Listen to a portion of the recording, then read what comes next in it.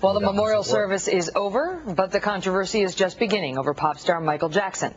Texas lawmaker Sheila Jackson Lee introducing a resolution for the U.S. Congress to recognize Jackson as a global humanitarian and noted leader in the fight to end worldwide hunger and medical crises.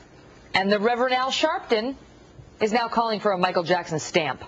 But these are exactly the kind of tributes that have lawmakers elsewhere on Capitol Hill quite riled up. New York Congressman Peter King first went on YouTube to blast all this media coverage and then went on O'Reilly last night. And the reason I was harsh, if you want to call it that, is I had to cut through this 10-day cacophony of glorification, this onslaught where he was being made out to be a saint or a hero or whatever. So I want to get right to the point. That's why I said strip aside the psychobabble. This man was a child molester, and he was, by his own admission, he slept with young boys. Well, Congressman Michael Burgess, also from Texas, joins us now to weigh in. Congressman, Sheila Jackson Lee is from your state. She went to Michael Jackson's memorial service and purported to speak on behalf of the U.S. Congress. We read that she actually has her staff call the obituaries for funerals that she can speak at. We haven't confirmed that, but that's according to published reports. She got that invitation from the Jackson camp, showed up there, and now wants a resolution in his honor, outraging the likes of Pete King and others on Capitol Hill. How do you feel about it? Well, I cannot believe that this is something that that their side wants to be talking about right now. We have so much work ahead of us, and you just detailed it in the run-up to our interview. We've got North Korea, we've got South Korea, we've got jobs that are going away. We've got a big health care bill that my side hasn't even seen yet, and we're marking it up in committee next week. So these are big issues that we have to deal with, and now we want to be talking about this? I don't think so. I don't think their side wants to talk about this right now. Meaning I think they want to talk about that's right. I cannot imagine that they would want to bring this to the floor. And Megan, I just got to tell you, here's the resolution that Ms. Jackson Lee is introducing. She got this done in a day. We cannot get, I've got 50 amendments to the Democrats' health care bill.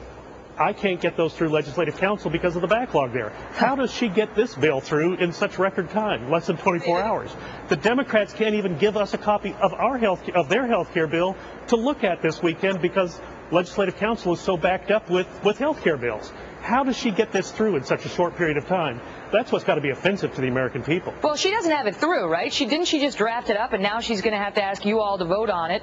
Normally these things, when you honor somebody who has died, or they get a voice vote in Congress, it's sort of a rubber stamp. But I'm going to guess that Congressman Pete King, or maybe yourself, will ask for an actual vote on this, and that will likely, well, that might not go so well for Sheila Jackson Lee. Well, who knows? But just the fact that the legislation is drafted and now available to be dropped as a resolution, we have a huge problem in the Congress right now that we can't get bills through the normal process just to be written so members can look at them in a timely fashion. That's what all the headlines are about. We didn't read the stimulus bill. Oh, we didn't get to read the 300 pages of cap and trade legislation because they didn't get them done until 3 o'clock in the morning.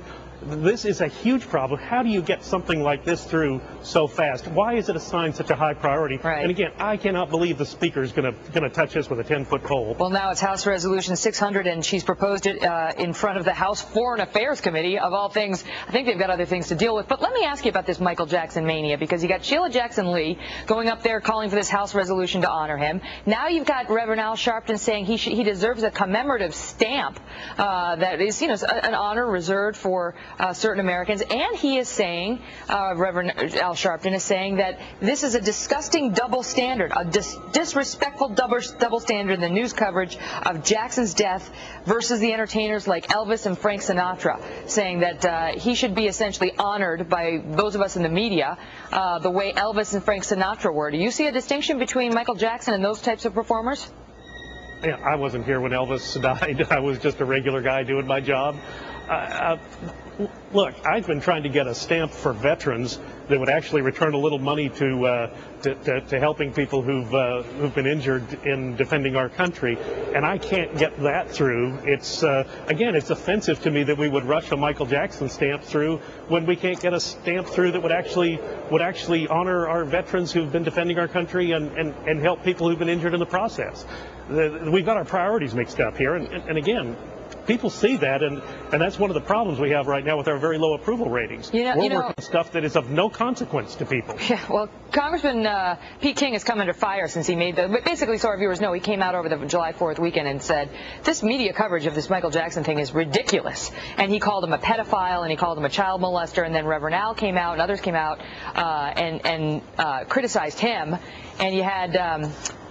there was a congressman, I'm trying to remember who it was. In any event, the NAACP actually called him racist for making those comments.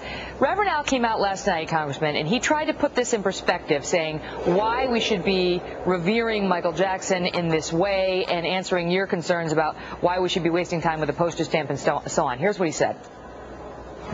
What I said was that Michael Jackson, in his career, pop culture, broke down racial barriers. First black to get MTV to run black videos, his. First black to get people like Rolling Stone who are blacks on the cover. These are facts. This is not my guess. That We Are the World was the first time a superstar got other superstars to have African hunger. This is a fact. He brought people together. So he says it is time to honor him in these ways, from perhaps a congressional resolution to a postage stamp and who knows what else. Well, have we not got other Americans who have done things just as dramatic, people of all races and backgrounds? Look, we've got all of eternity to evaluate the contribution of Michael Jackson to society and to debate his shortcomings. There should be no rush this week to get H.R. 600 passed or a postage stamp passed. We've got big issues to tackle for the American people, and quite frankly, that's what I'm hearing from back home, and that's what people want me to concentrate on. They don't want me spending time worrying about the legacy of someone who had some good things and had some bad things. I mean, that's where we all are, isn't it? All right, Congressman Michael Burgess, thank you so much for coming on. We appreciate it. Thank you. All right, so